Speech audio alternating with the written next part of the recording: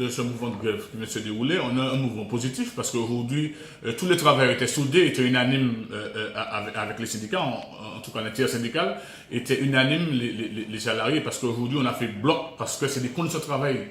Donc aujourd'hui, on sort quand même satisfait au-delà de ce que peuvent penser effectivement les usagers. Mais aujourd'hui, c'est d'abord les conditions de travail. On a axé ça parce qu'aujourd'hui, il y a trop de problématiques sur les bus, la vétusté des bus qui sont en panne régulièrement. Et d'ailleurs, ces problèmes-là, c'est des problèmes qui durent, qu'on a déjà posés en différentes instances il y a plus de 2-3 ans de ça. Et jusqu'à présent, il n'y en a été réglé. Donc aujourd'hui, on tire un bilan satisfait, d'autant plus qu'on avait les salariés avec nous qui a fait bloc.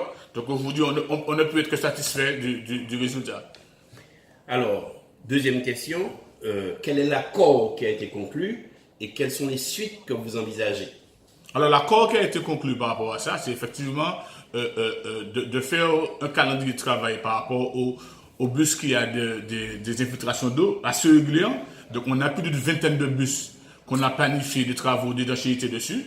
Et l'artisan déjà a commencé hier mercredi, là, il a commencé les travaux. Et concernant effectivement les voyants rouges et oranges qui s'allument en permanence, donc on a pu trouver, revoir une première note de service et puis l'améliorer. Concernant voyant rouge, on sort pas du tout du dépôt. Et voyant orange, eh bien, le technicien viendra apprécier pour savoir si on peut rouler ou pas éventuellement le bus. Mais on est quand même satisfait parce qu'aujourd'hui, on a des voyants oranges qui s'allument en permanence. La preuve en est, aujourd'hui, sur 64 bus qui doivent sortir, on a répertorié, en tout cas ce matin, une trentaine de bus qui sont sortis parce qu'effectivement, on a beaucoup de problèmes de voyants, effectivement, aujourd'hui, qui s'allument surtout sur les nouveaux bus, Solaris.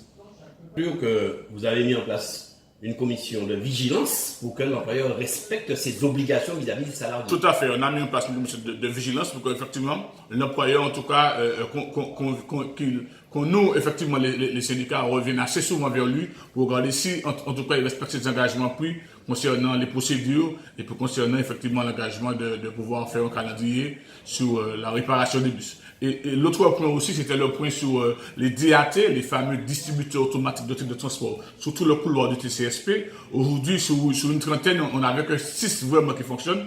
Donc aujourd'hui, on a des Italiens, puisqu'il faut savoir que quand même c'est des appareils qui sont d'Italie. Donc il y a des Italiens qui viendront la première semaine du mois de décembre faire des réparations sur les DAT qui sont en dysfonctionnement sur le réseau du BHNS. Alors on peut dire vive la lutte. Ah oui, vive la lutte, et puis vive la lutte, et puis vive quand on est ensemble, on est plus fort, et qu'on est plus déterminé, et puis on arrive quand même à de bonnes choses. Merci camarades.